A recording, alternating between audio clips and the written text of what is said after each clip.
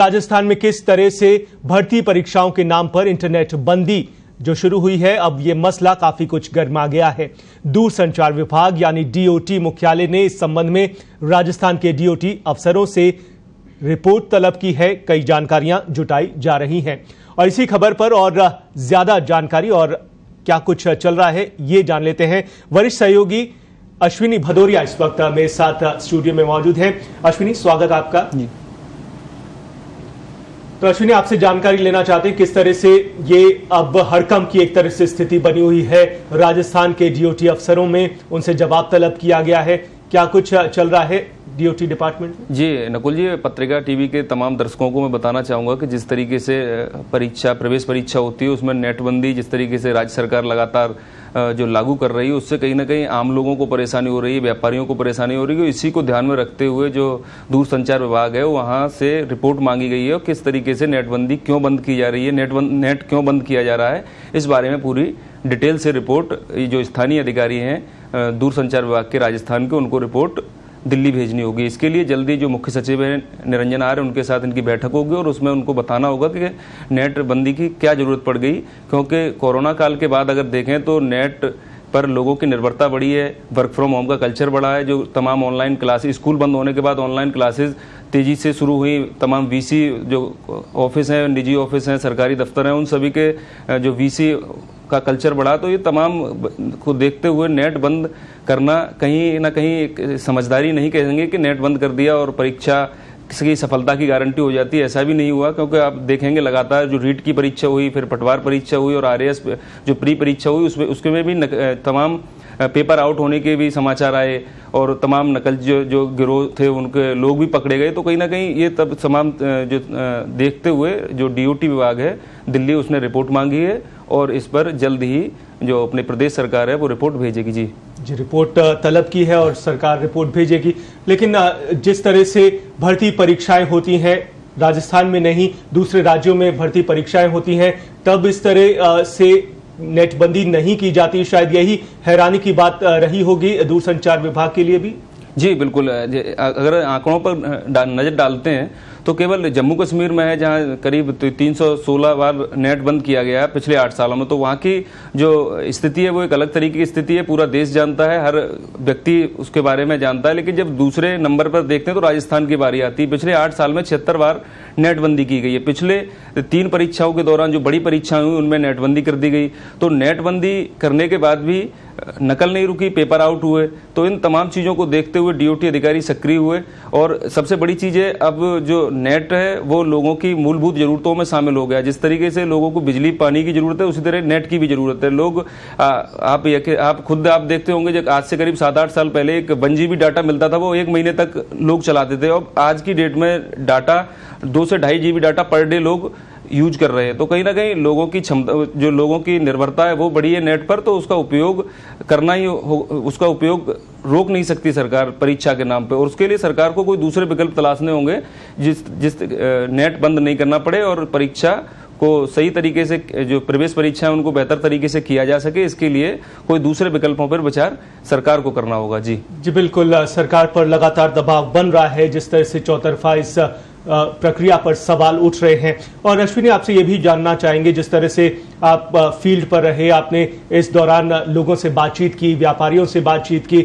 जब इंटरनेट बंदी होती है तो किस तरह की समस्याओं का सामना लोगों को करना पड़ रहा है, क्या कुछ ग्राउंड से रिपोर्ट आई?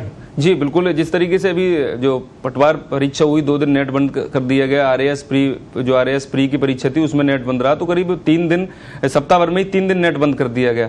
तो उस दौरान फेस्टिव सीजन भी था, लोग ग्राहक भी खरीदारी करने के लिए बाहर आ रहे थे। उसमें वीकेंड, शनिवार और रविवार को पटवार प्रवेश परीक्षा थी, तो वीकेंड पर लोग खरीदारी करने जाते हैं। और अब जिस तरीके से जो प्लास्टिक मनी का कल्चर तेजी से बढ़ा है पूरे देश भर में, प्रदेश भर में, राजधानी जयपुर की बात करें तो यहाँ भी लोग कैश लेकर कम चलते हैं और प्लास्टिक मनी पर ज्यादा विश्वास करते हैं। लेकिन जब वहां दुकान पे पहुंचे, जो तमाम ग्राहकों से बातचीत हुई, तो उन ग्राहकों का वाईफाई जो स्वैप मशीन है वो काम नहीं कर रही थी, या तो वो पास के एटीएम से जाके पैसे निकालने जा रहे थे, या फिर वो जो दुकानदार हैं वो दूसरे पड़ोसी दुकानदार से वाईफाई का पासवर्ड लेकर और अपना स्वैप मशीन चला रहे थे और उसके बाद वो ग्राहकों से पैसे ले रहे थे। कई दुकानदार ऐसे थे जिनके पास वो वाईफाई का स्वैप मशीन नहीं था, तो वो उस दिन या तो उनकी ग्राहकी नहीं हुई, और अगर कस्टमर पहुंचे भी तो फिर वो एटीएम से जाके पैसे निकालते हैं, उसके बाद वो ग्राहक को दे रहे हैं और उसके बाद वो सामान लेके जा रहे हैं। तो पिछले 2-3 दिनों में लोगों को काफी परेशानी हुई और ग्राहक कम भी आए और जो आए वो सामान जो लेना था उतना लेके नहीं जा पाए। और सबसे बड़े ये तो ग्राहकों का रहा। दूसरा, कैब और जो फूड डिलीवरी पूरा ऑनलाइन सिस्टम पर डिपेंड रहता, वो पूरी तरीके से ठप हो गया। करीब 40,000 लोग कैब और फूड कारोबार से जुड़े हुए हैं। सुबह से लेकर शाम तक इनकी कोई ऑनलाइन बुकिंग नहीं हो सकी। जी। और अश्विनी, सवाल इसलिए भी उठ रहे हैं इस व्यवस्था पर क्योंकि सरकार ने पिछले साल और उससे पहले इस तरह के आदेश जारी किए थे कि अब इंटरनेट बंदी नहीं होगी परीक्षाओं के नाम पर। अब खुद का ही आदेश होता है, खुद ही अपने आदेश की अवहेलना होती है, और अभी तक सरकार की तरफ से जब ये सवाल उठ रहे हैं तब भी कोई जवाब नहीं आ रहा है। ये अपने आप में एक गंभीर सवाल। जी बिल्कुल। 2018 में भी आदेश इस तरीके की सरकार ने किए। सुप्रीम कोर्ट के भी आदेश हैं, जो देश के विभिन्न राज्य, उनके जो हाई कोर्ट है उन्होंने भी नेट बंदी को बंद करना, नेट बंद करना विकल्प नहीं सुझाया है। कहा है कि ये मूलभूत जरूरतों का हिस्सा है और इसको जब तक कोई आपातकालीन स्थिति ना हो तब तक नेट बंद नहीं किया जाए। वही मैं बता रहा था कि जब जम्मू कश्मीर में वो कई बार आपातकालीन जैसी स्थिति बनती है, मैसेज जो वायरल मैसेज होते हैं, जो मैसेज होते हैं, फेक मैसेज होते हैं, वो वायरल होने से बचाया जा सके, इसके लिए वहां पर नेट बंदी की जाती है। और जब सबसे बड़ी बात यही है कि जब अपने यहाँ भी नेट बंद किया जाता है तो इसी तरह के जो संभागीय आयुक्त हैं वो आदेश में इसी तरह के उसका हवाला देते हैं कि इस वजह से नेट बंद किया जा रहा है। लेकिन यहाँ मामला बिल्कुल उलट होता है। यहाँ नकल रोकने के लिए नेट बंद किया जाता है और ये इसी वजह से लगातार सवाल उठ रहे हैं और डीओटी ने इसीलिए यहाँ से राज्य सरकार से रिपोर्ट भी मांगी है। जी। और अश्विनी, क्या मान सकते हैं, सरकार इस तरह का बार बार कदम उठाती है, नेटबंदी करती है परीक्षाओं के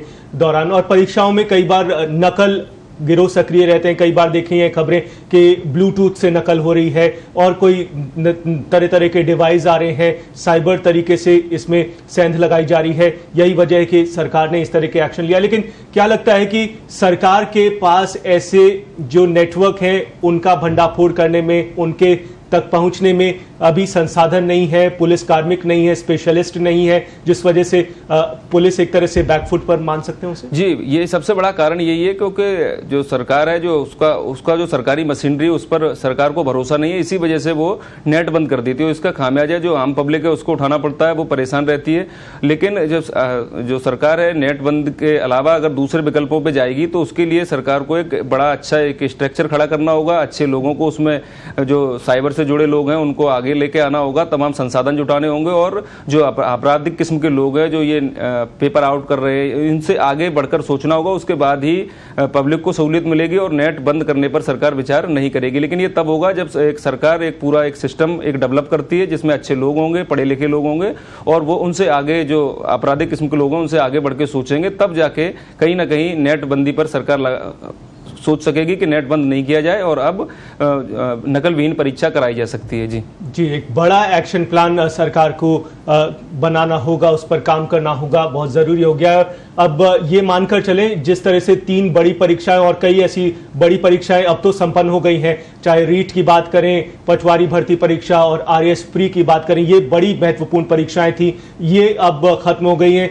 अब आने वाले समय में जिस तरह से ये सवाल अब उठ रहे हैं, जाहिर सी बात है अब सरकार भी दबाव में है। अब आने वाले दिनों में क्या इस तरह का कदम सरकार उठाएगी परीक्षाओं? नहीं, सरकार को उठाना भी चाहिए कदम। एक तकनीकी रूप से सरकार को मजबूत होना चाहिए और अभी कोई बड़ी परीक्षा नहीं है तो एक तैयारी करनी चाहिए, एक पूरा रोड मैप बनाना चाहिए किस तरीके से परीक्षा को बेहतर तरीके से कराया जा सकता है, नेट बंद नहीं किया जाए। क्योंकि कई राज्य ऐसे हैं जिनमें नेटबंदी परीक्षा के दौरान नहीं होती। उत्तर प्रदेश की बात करें तो करीब 8 साल में केवल 37 से 38 बार नेट बंद हुआ और वहाँ के भी कई तरीके के मामले आए, वो केवल परीक्षा से जुड़े हुए नहीं है, विभिन्न तरीके के वहाँ मामले रहते हैं। तो इस वजह से वहाँ पर नेट बंद किया गया और करीब 15 राज्य ऐसे हैं जिनमें पिछले 8 सालों में दाही का भी आंकड़ा पार नहीं किया नेटबंदी ने। तो कहीं ना कहीं वहाँ की जो तकनीक है, वहाँ लोगों को अपने यहाँ से एक टीम भेज के, राजस्थान से भेज के, और ऐसे राज्य जो परीक्षा कराते समय नेट बंद नहीं करते हैं, वहाँ की तकनीक को साझा किया जा सकता है और उसको यहाँ पर लागू कर सकते हैं।